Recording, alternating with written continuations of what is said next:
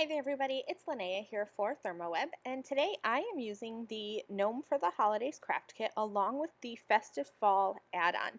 And I'm going to be doing a bit of foiling using a Brutus Monroe designer toner sheet and building some cute little gnomes to make some fall cards. So I grabbed this Brutus Monroe toner sheet from the Really Radiant Toner Mixables pack. I love this toner sheet because I think it's really versatile. I've used it to make a Christmas card background because I thought it kind of looked like bright shining lights. But in this case, I'm using it because I think it looks like sunflowers, and I love sunflowers for fall cards. There's a lot of things you can do with toner sheets, either before or after you foil them, including Copic coloring, watercoloring. Today, though, I'm going to be doing some ink blending.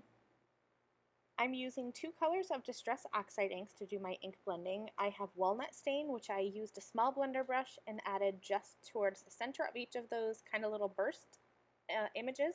And then I'm going over the whole panel with Scattered Straw. Now, in the end, it kind of looks like just one flat layer of ink, so I don't think you really have to use both colors, but I decided to anyway.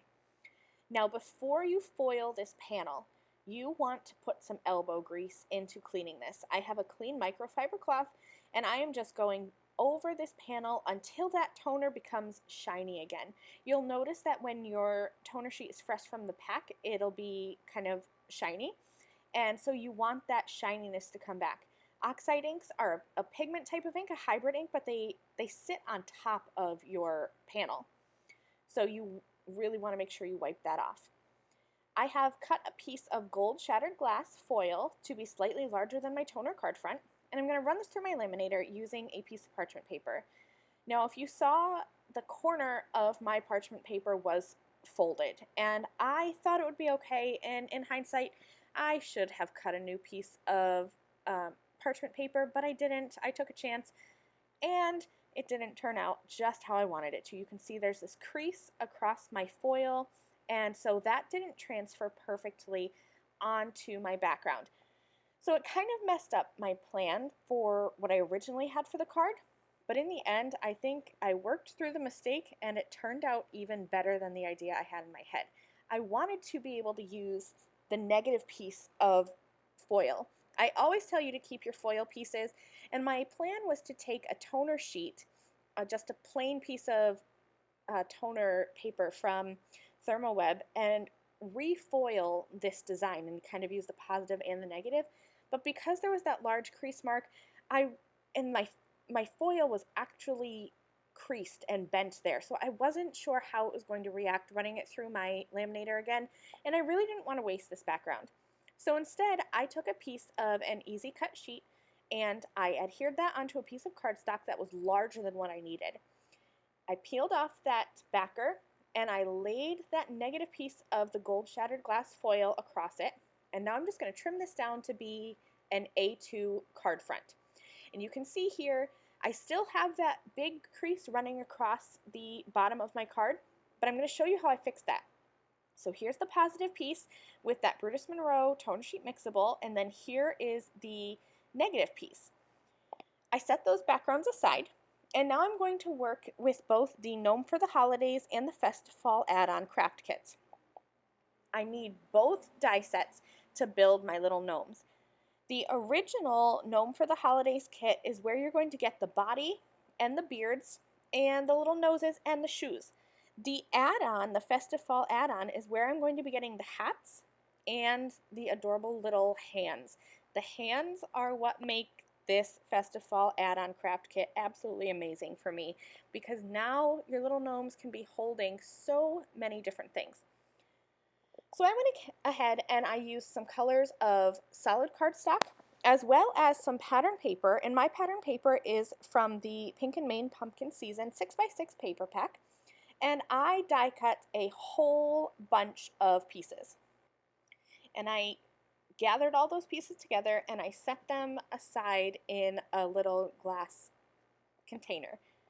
I'm going to work on my backgrounds now because I need to cover up that crease line in my foil. So I used a die from LDRS Creative. I used the In the Grass die, and I cut some green grassy hills.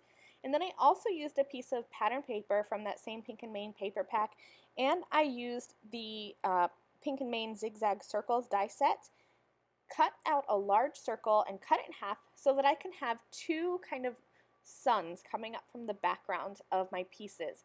And this is going to completely cover up that mistake that I made with the crease in my foil.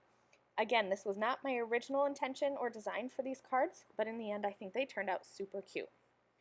So here are all of my pieces, and I'm just going to kind of start arranging and playing with them. I cut pieces of pattern paper and colored cardstock, like I said, and I also even used some Tuscan Gold flock transfer sheets, and I cut out the bands for the hat.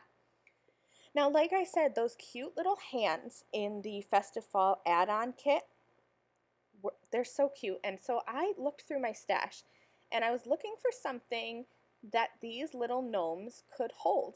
And what I found was the Lawn Fawn Cutie Pie stamp set.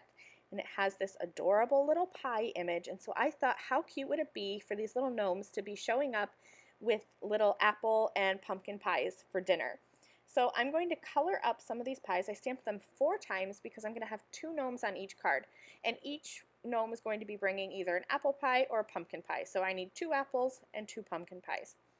I'm just going to do some easy coat coloring here. I have E57 and E55 for the crust because I wanted the crust of the pie to be a bit darker. Then I'm going to head into E55, E53, and E51 for the pie itself. Then I just used some reds and some oranges to finish up the pie plates. I went ahead and used the coordinating dies and I cut out all those pies, and now I'm going to start assembling my little gnomes.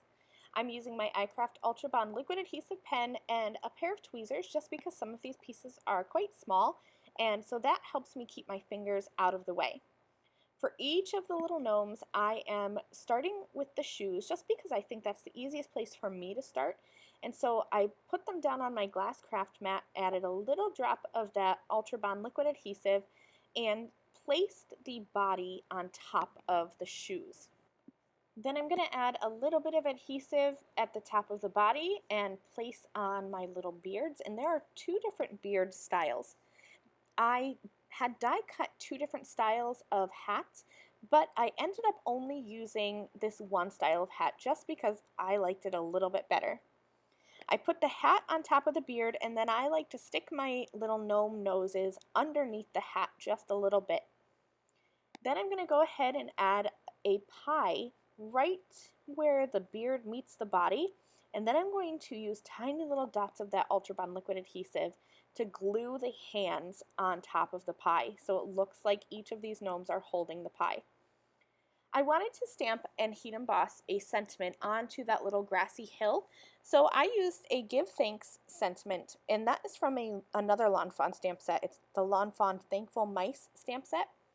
Now it's just time to assemble my cards, and for this I'm going to use a mix of ThermOWeb adhesives.